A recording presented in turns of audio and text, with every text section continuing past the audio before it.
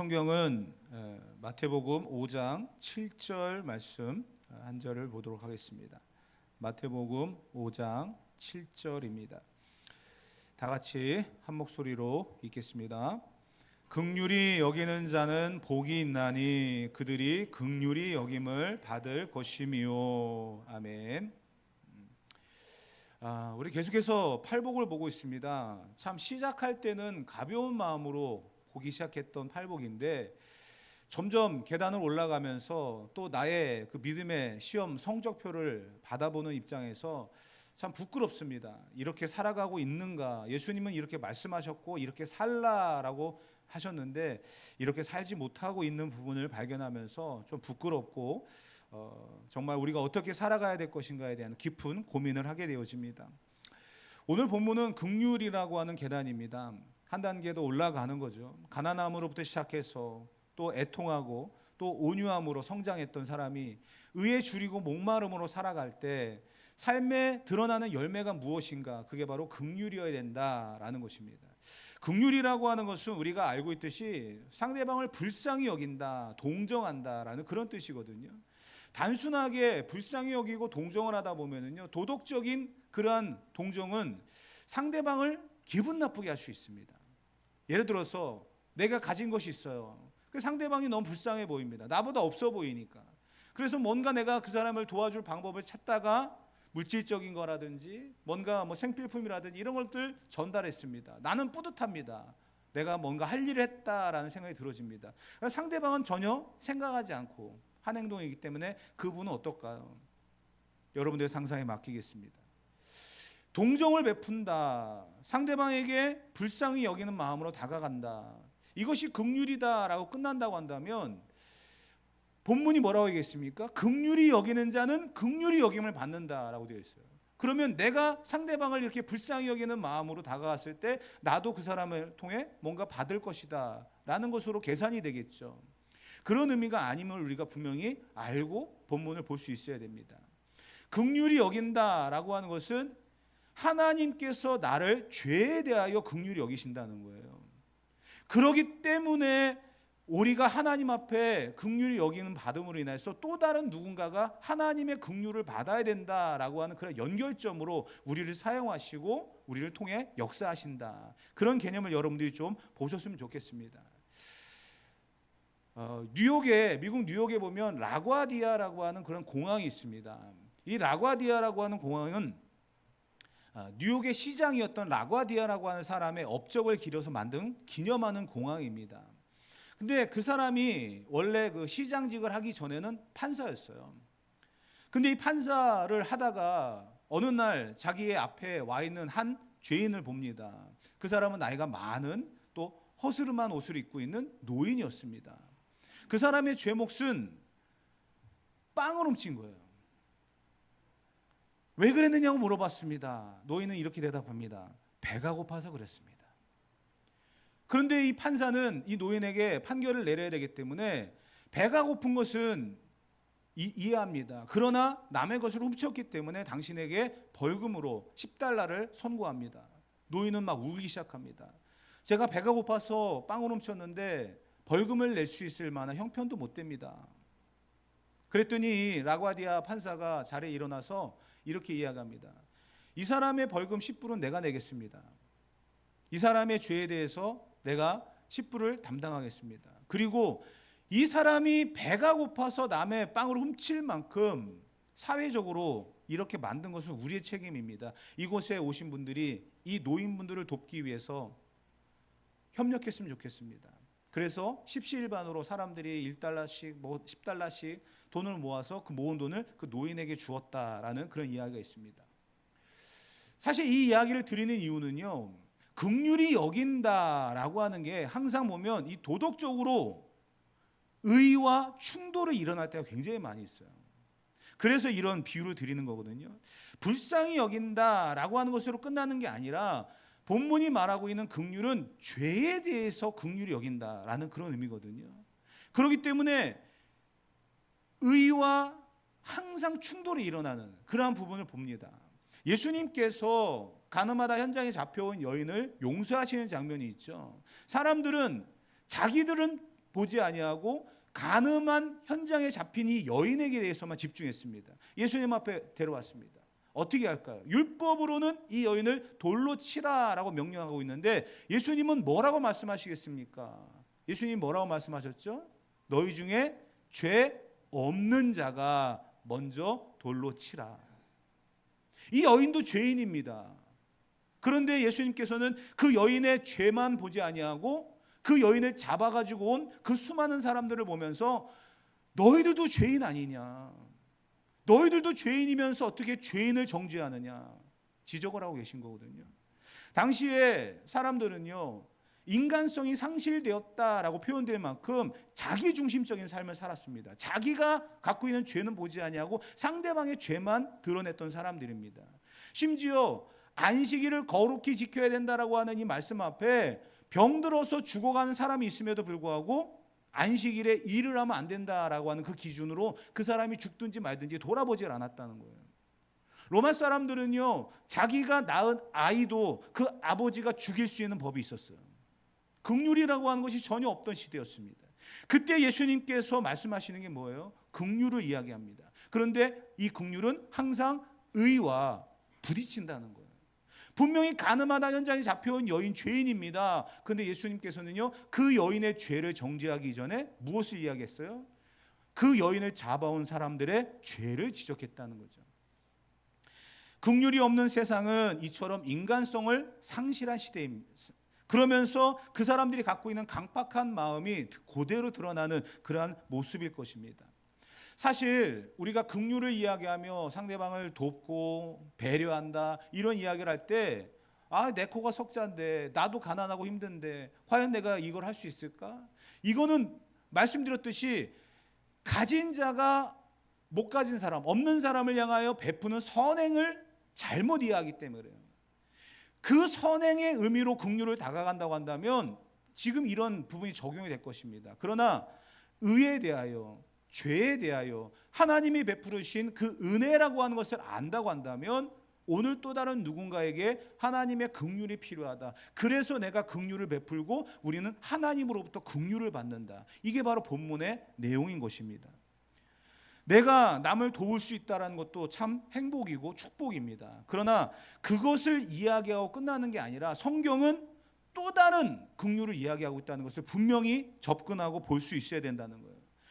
하나님으로부터 받은 그러한 긍휼과 은혜가 있기 때문에 우리는 누군가에게 다가갈 때 내 죄를 용서하시고 나를 구원으로 이끌어 가시는 그런 하나님으로부터 받은 긍휼, 그것을 또 다른 누군가에게 베풀면서 살아갈 때 그 하나님의 긍휼이 내게 사라지지 않고 계속 유지가 되어진다는, 성경은 그것을 영원이라고 하는 단어를 써가면서 우리에게 말씀하고 있다는 사실을 우리는 분명히 기억하며 살아가야 될 것입니다.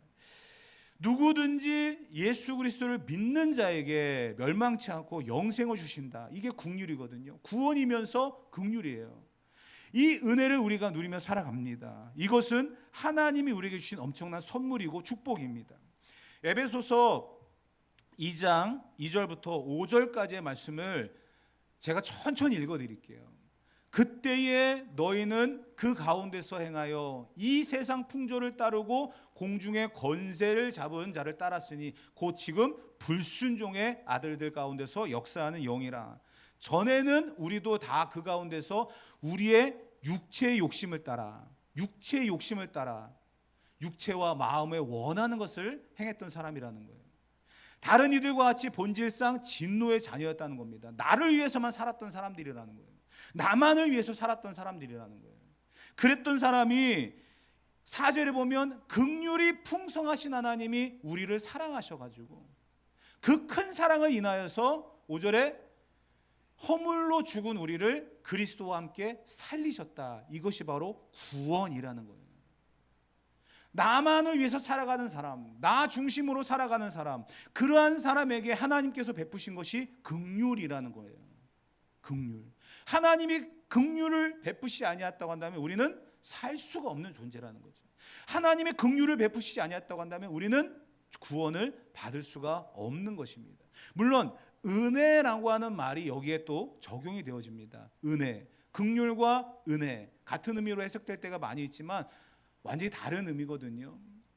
그런데 여러분, 긍휼이라고 하는 것이 하나님이 전적으로 나를 불쌍히 여기는 마음으로 구원을 받아야 되는데도 불구하고 자기 중심적으로 살아가면서 자기가 전부인 것처럼 살아가는 그러한 인생에게 다가오셔가지고 예수님을 알려주셨어요. 그리고 예수님만이 유일한 구원자가 되심을 말씀하십니다. 예수님을 믿는 자마다 멸망치 않고 영생을 얻게 하겠다. 긍휼의 하나님이 우리에게 다가오셔서 주신 구원이 바로 은혜, 하나님의 선물이라는 거죠. 그 사실 우리가 분명히 기억하고 살아갈 수 있어야 됩니다. 우리는 본질상 진노의 자녀였다는 거예요. 죄의 삭은 사망입니다. 그렇게 살아갈 수밖에 없는 인생에게 찾아오셔서, 왜요? 긍휼히 여기는 마음이 있었기 때문에. 그래서 하나님이 우리에게 예수님을 보내주시고 그 아들을 믿는 자마다 멸망치 않고 영생을 얻을 수 있도록 그렇게 하셨다는 거예요.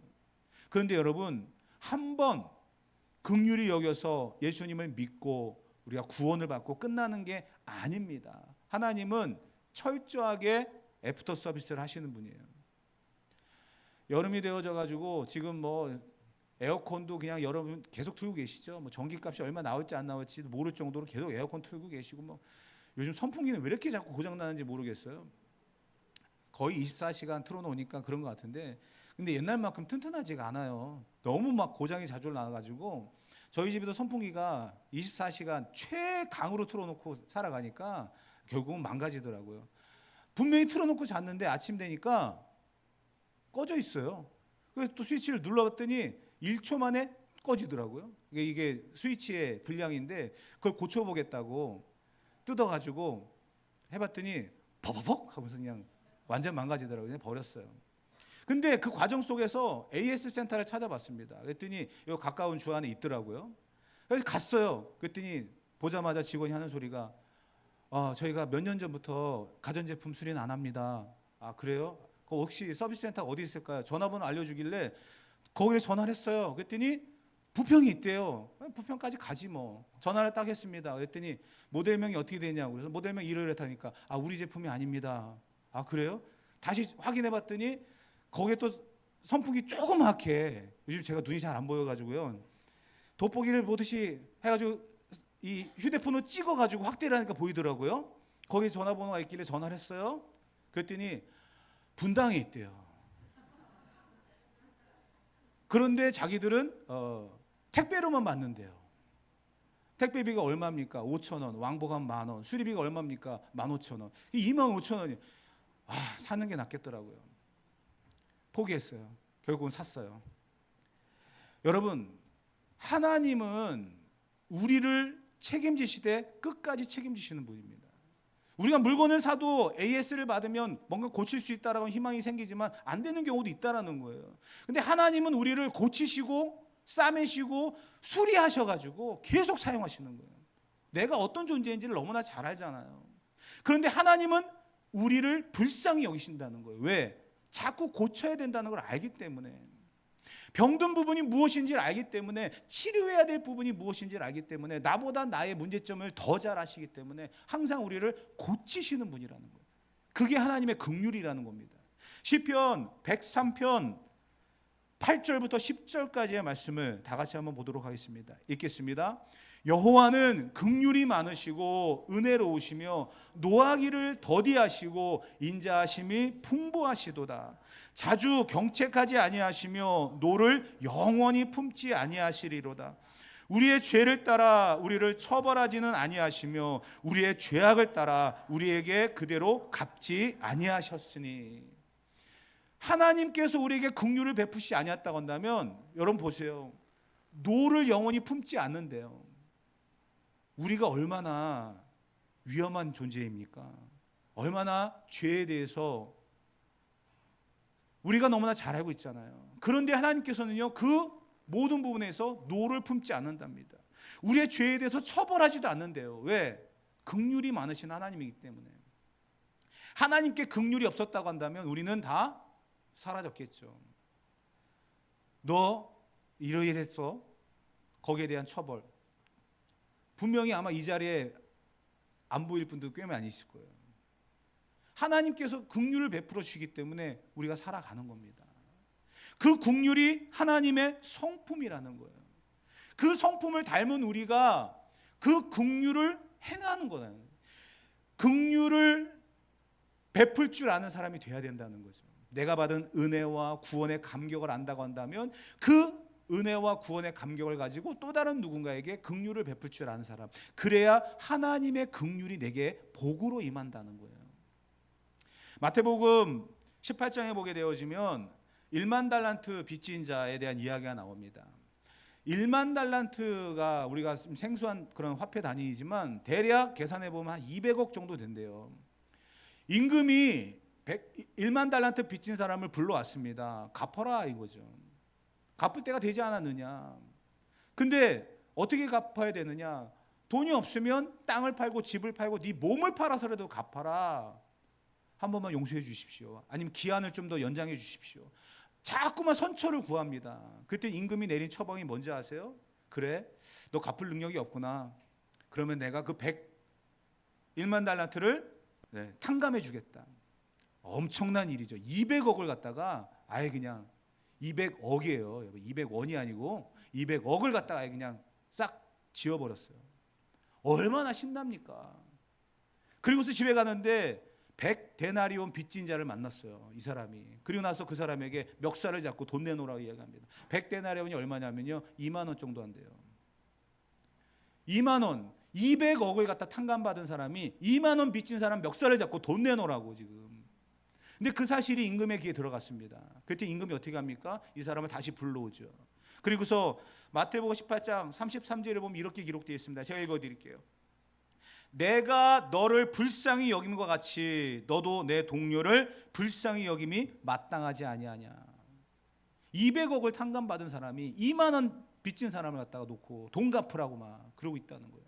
그러면서 하는 이야기가 내가 너를 불쌍히 여겼지 않느냐. 너는 그 사람을 향하여 불쌍히 여길 수 없느냐 하는 거죠. 다시 말씀드리면 하나님이 우리의 죄에 대하여 용서하셨습니다. 그런데 우리는 또 다른 누군가를 정죄하고 비난하고 욕하고 그러면 되겠습니까?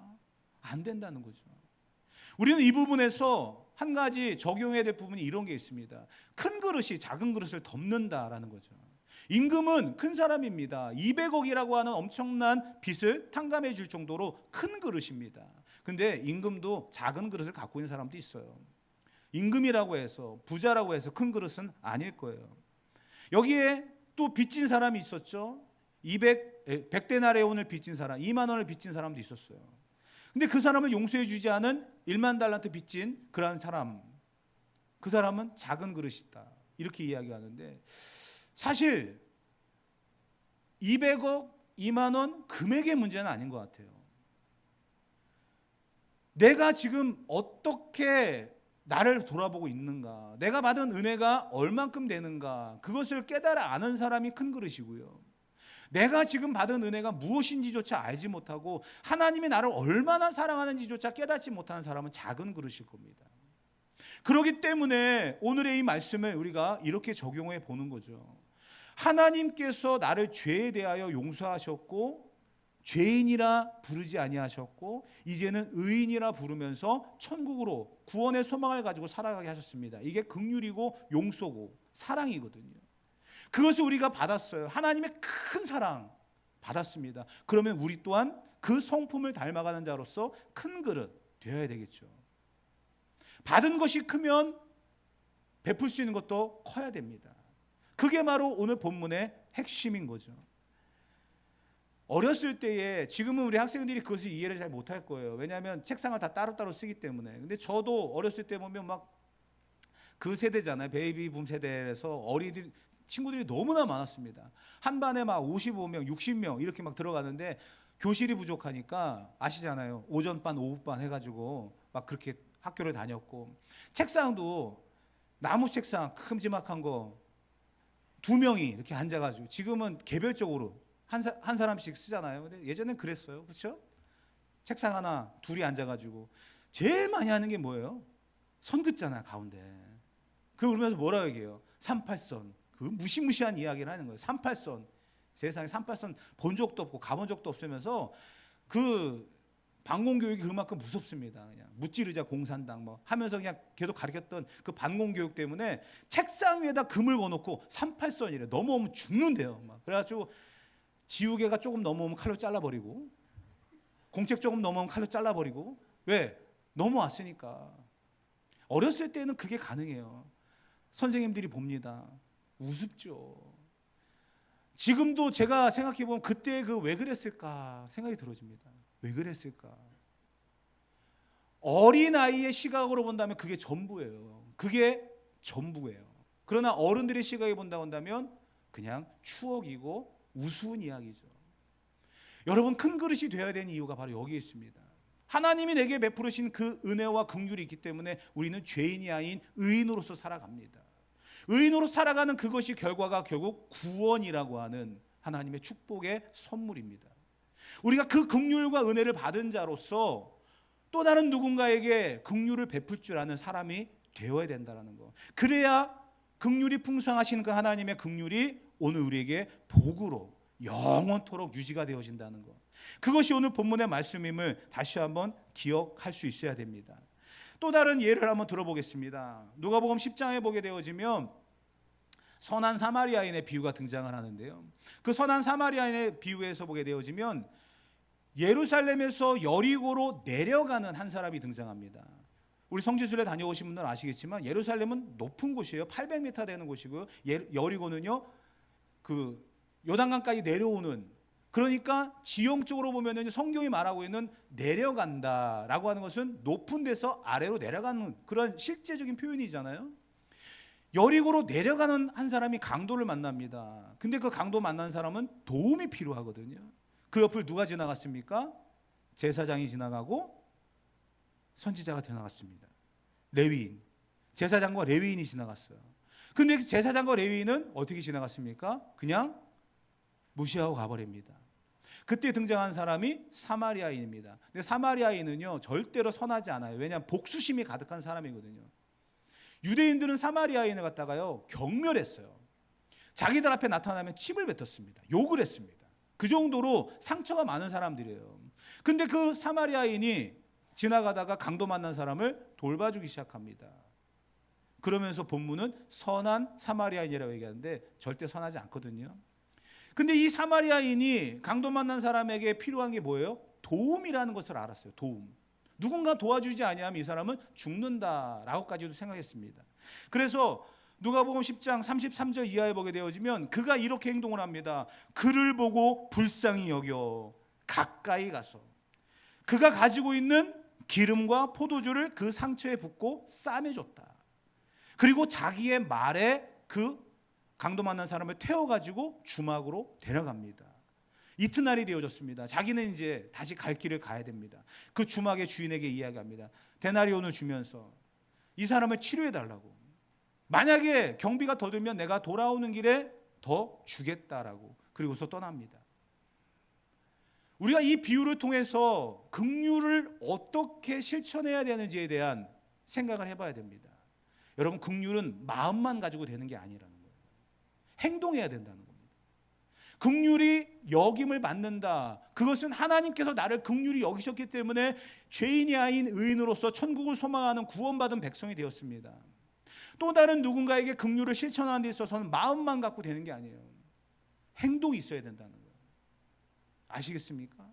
행동하지 않은 긍휼은 인정받지 못합니다.